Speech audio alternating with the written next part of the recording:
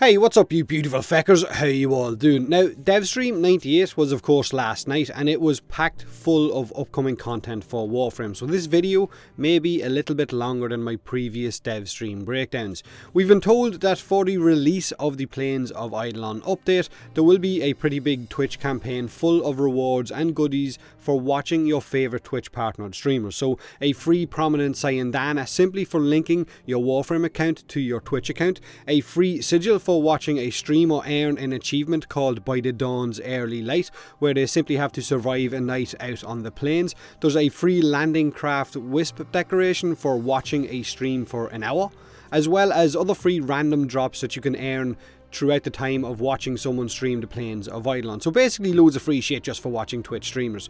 So the link to my Twitch channel is in the description of this video. It's also the only place where you will get my Warframe glyph. I've stopped giving it out on my Discord. Now, during the dev stream we also got another look at Cetus, the town hub out on the Plains of Eidolon, and with it we now know that crafted weapons are called Zaws, and to acquire the weapon parts and of course the blueprints for these weapons, you're going to have to earn standing with Cetus by completing certain tasks while out on the plains. So basically it's another syndicate standing for us to level up and buy certain items with.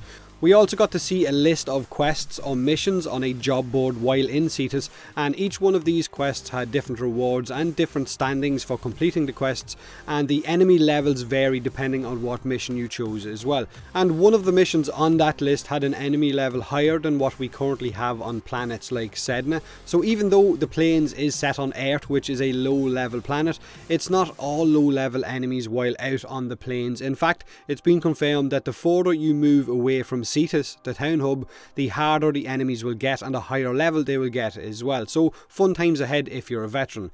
At the end of the stream we were shown what our operators will look like in this new warrior mode, which I mentioned on a previous video about how to kill Eidolons, but we didn't get to see any of their actual abilities because of it being a work in progress, and of course that rework is tied to the revamped or reworked focus schools as well. So you're also going to be able to craft custom operator weapons as well for your Tenno, which will hopefully be awesome. And probably the main thing that I'm personally hoping for with this operator warrior mode is that they will have a little bit more survivability than what they have right now, not just at 100 health, and that their combat doesn't feel as clunky as it does right now either, because if we have to use these kiddies or these Tennos to kill these huge Eidolons, then I want it to be a bit more fun. Now, also while out on the Plains of Eidolon, we're going to be able to collect resources from mining nodes, and you can then farm the minerals from these nodes by cutting them out with a laser by drawing certain designs on these nodes. So there's going to be loads of dicks and boobs drawn everywhere. You know it, I know it, that's all anyone is going to be drawn. Dicks and boobs everywhere. So killing birdies while out on the Plains of Eidolon will also give you resources as well as fishing, so rejoice to that. And out on the Plains of Eidolon there will also be alerts or world events for liberating zones or assassinating targets, as we've seen in the dev stream. Fighting Grineer patrols while out on the plain can cause different reinforcements to arrive as well, signalled by different distress flares fired off by these weird flappy looking Grineer drones. Now, it looks like it can get pretty damn hectic once a lot of these reinforcements spawn in or drop in out of their ships. So those drones are going to have to be the first thing that you guys kill. See a flappy drone? Shoot it in the face. Also, you can shoot the Grineer ships as they fly in as well and deal damage to them as well. Now, we got to see footage of an Eidolon as Rebecca flew across the plains using her Archwing and engaged it. It was huge, very skinny, but still very, very tall. So, as I said in a previous video, killing an Eidolon will require your operator to shoot its weak points, but we didn't get to see any of this because the warrior mode for operators, like I said earlier, is still a work in progress and it's tied to the focus school, so they didn't want to show any of it off until it's finished. Now, the Eidolon fight was pretty epic nonetheless. It had drones flying around it, protecting it, and they looked like a pain in the ass, like a huge pain in the ass, like some of those little tiny Grineer drones as well. These small drones even managed to call in a mortar strike or a hail of meteors, which covered a very large area, and Rebecca had to basically get the shit out of Dodge. Now, probably one of the biggest talking points from the dev stream was that we were told that our focus schools are getting a complete revamp, a rework, or being broken down to the ground with a sledgehammer and then built back up, which has a lot of the community very worked up. Zenuric's energy regen will be gone, Naramon's shadow step will be gone, Madurai's slash damage passive will be gone. Basically every focus school is being completely changed, but all focus points will be refunded, so you can respec to a different focus school once you actually get to see what these schools have in them. Now, they also mentioned that the focus schools will be more focused on your actual Tenno or your operator and not so much on your Warframes, which I guess is what has a lot of players really annoyed. Focused on the warrior modes that we're going to have and how to make our operators more combat effective.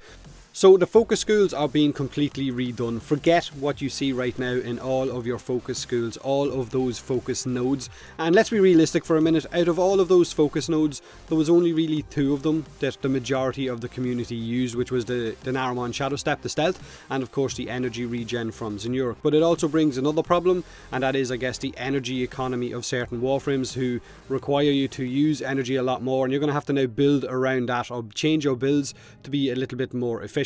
Now, they answered a lot of questions about this, about the focus school, in a Reddit AMA last night as well, so I'll go over each of those in a different video because this is a pretty big topic and I'd like to talk a little bit more about it, but I'm not going to do it now during a dev stream breakdown. Now, during the dev stream, we also got a proper look at the upcoming glass themed Warframe, which you will be able to acquire via a mission while out on the plains of Eidolon. We got a look at its abilities, its alt helmet and default colours as well. Now, the alt helmet and the default helmet have been switched around from what we've seen on a previous dev stream, and I'll be honest, I like the default one now more than that samurai themed one. Glassframe's passive is called In Bright Light, where Glassframe has a chance to perform a radial blind, I think, in a bright area, and its abilities are as follows. The first ability is a channeled kind of glass spear, which pierces and impales enemies, which you can hold for longer and channel to increase the distance and to keep enemies impaled on it for longer, I guess, and do more damage. The second ability is a shattered armor, a kind of glass armor that moves around your Warframe and does area of effect damage. Now, I've seen similar armor to this, like I guess bone armor, in other MMOs, and this looks like it could have some serious potential. This could be the best ability. I guess we'll just have to wait and get our hands on the frame itself. The third ability is where Glassframe will place mirrors that attract enemies or taunt them, I guess, and when broken, the mirrors do damage back to their attackers. Now, when enough mirrors have been destroyed, the circle of mirrors will collapse, dealing a large area of effect damage as well. Now, Glassframe's final ability, which graphically looks amazing, is where she will create a giant ring of molten glass, which will expand outwards, and the radius will expand for further, I believe, for the longer that you actually cast this ability. This glass ring will slow and damage enemies that walk through it, and will eventually freeze them as well. So, all in all, Glassframe looks like she has some serious potential, and some of these abilities look like they could be absolutely amazing, I guess, with more range or with more power strength. But again, we're going to have to get our hands on Glassframe to actually see how she plays. Now, some other small little bits and pieces that we've seen during the dev stream is we got a look at the new Deluxe mag skin, its accessories, the Sayandana, and of course the Deluxe Tonfa skin that's coming with it as well. The way all of the mag skin's body parts are connected via that kind of magnetic ball looks absolutely awesome. The Tonfa skin looks amazing as well if you enjoy running around with Tonfas. In fact, the mag skin may be the best looking Deluxe skin that I've seen in game yet, but of course that's my opinion. This whole Deluxe bundle, I guess, for mag will arrive with the Plains of Eidolon update as well, so look forward to that. We also got a look at an artist's impression of an up-and-coming Octavia Deluxe skin, which is a little bit weird because Octavia is still a relatively new Warframe, so why she's getting Deluxe ahead of some of our older Warframes kind of blows my mind.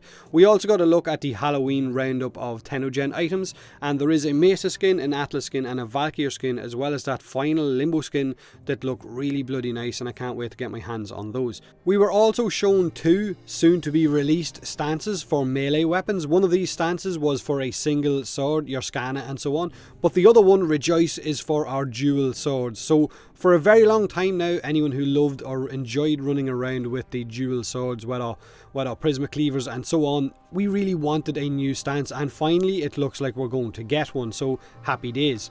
So that's pretty much the Devstream covered, I hope. I will leave a link to the whole Devstream in the description of this video. Let me know what you guys think of everything that we were shown and learned during the Devstream. Do me a huge favour and hit that like button if you enjoyed the video, or don't if you didn't. Subscribe for more Warframe, and as always, thanks very much for watching.